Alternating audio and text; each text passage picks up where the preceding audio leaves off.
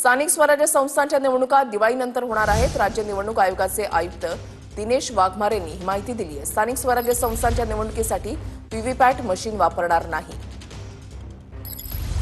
स्थानिक स्वराज्य संस्थांच्या निवडणुकांसाठी दिवाळीनंतर म्हणजेच ऑक्टोबर अखेरीस प्रक्रिया सुरू होणार। इलेक्शन साधारणतः म्हणजे आता अजून डेट असंच आपण डिक्लेअर करत नाही, कारण की डेट डिक्लेअर केल्यानंतर मग सर्व इलेक्शन लागू झालं, आचारसंहिता वगैरे ते सर्व सुरू होतं।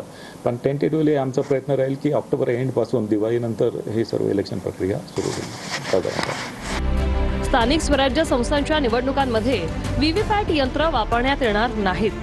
स्थानिक स्वराज्य संस्था इलेक्शनमध्ये व्हीव्हीपॅट जे आहेत व्हीव्हीपॅट सुद्धा वापरत नाही, कारण व्हीव्हीपॅट वापरणं शक्य होत नाही, कारण की जर आपल्याला निवडून द्यायचे तर 4 वेळा ती बीप वगैरे त्याच्यामध्ये खूप वेळ जातो।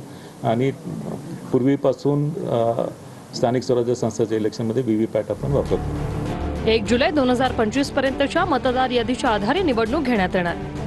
कुठले मतदार समाविष्ट करायचे आणि कुठले डिलीट करायचे याचे अधिकारी निवडणूक आयोगाला नाहीत। प्रारूप प्रभाग रचना निश्चित झाल्यावर पुढील प्रक्रिया राबवली जाणार। मतदार यादी आणि प्रभाग रचनेवर काम सुरू आहे।